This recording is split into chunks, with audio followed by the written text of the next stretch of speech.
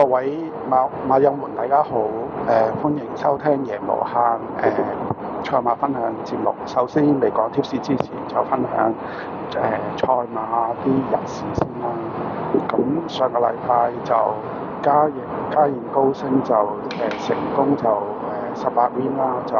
打破咗香港廿幾年以來咧個精英大師連贏17場紀錄啦。而家嘉應高升就連18場啦。咁佢而家仲係5歲嘅，咁呢次仲跑1400添，1400佢不嬲跑1200啊嘛，而家跑1400就仲要破紀錄時間，就1分19秒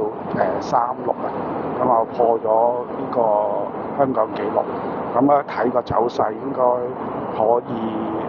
再嘗試破下世界紀錄嘅雲絲仙士連贏25場紀錄啊！我哋拭目以待。咁另一方面就係最新消息就係莫雷拉就4月7號就可以翻香港咧任呢個方嘉柏主帥。咁咧都係對於馬迷嚟講算係好事嚟嘅。咁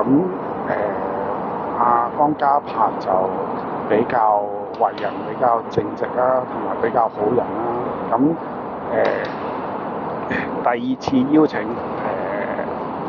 莫雷拉任主帥先成功咧，俾馬會成功咧。咁我覺得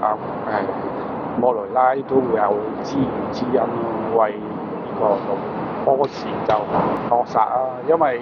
任主帥都係方嘉柏嗰啲馬主就夾錢請莫雷拉嘅。咁我相信就莫雷拉都應該有知遇之恩，為方嘉柏贏嗰啲頭馬咯。咁啊，可能有今季個練馬師冠軍有一番惡鬥咯。上咗從化就試過閘啦，一出閘就好快咁放咗頭啦，跟住試過從化閘就結果就跑第4啦，都 OK 嘅呢隻。咁啊破呢個林堅啦，好手啦，咁啊由得榮扣嘅呢隻2場3。其次我睇到神操有隻馬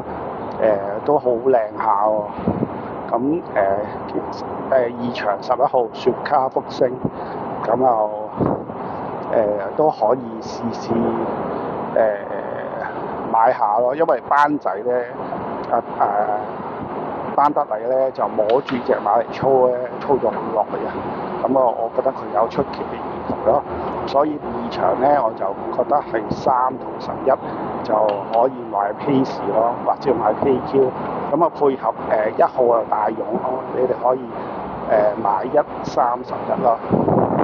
放啲馬啦。咁啊第5場1號咯，美力寶區，因為呢隻馬咧就全盛時期有80幾分，而家落到嚟40幾分，我覺得雖然隻馬7歲老地，但係我覺得呢隻老黃忠咧放喺呢個賽日項冇 give up 佢咧，冇放棄佢咧，我覺得始終覺得呢隻馬係有用咯。咁配合今晚賽項攻勢咧，我覺得呢隻馬值得大家買 win P 啦，因為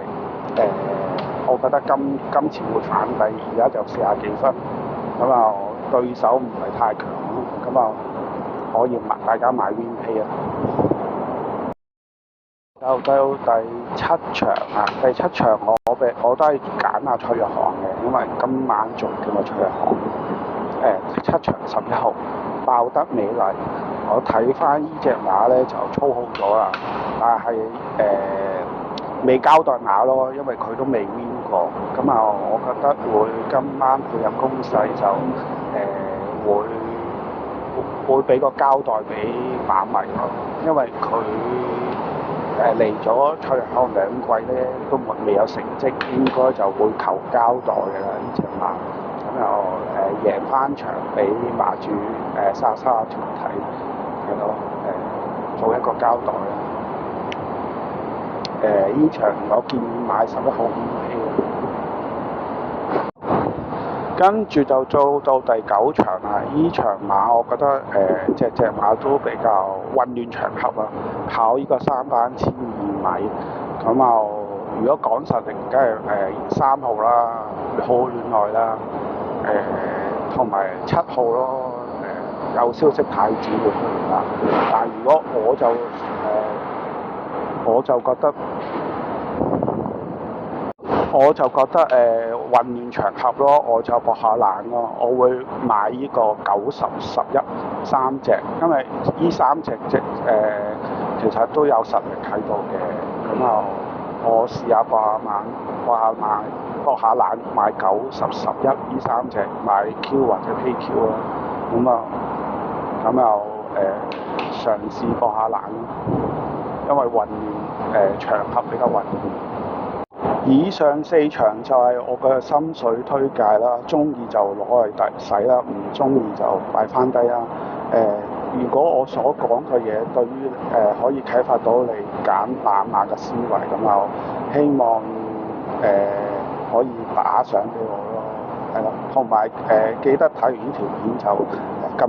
高抬貴手俾個 like 俾個讚啦，同埋forward 分享俾其他馬友啦，咁最後就俾一個熱線1834633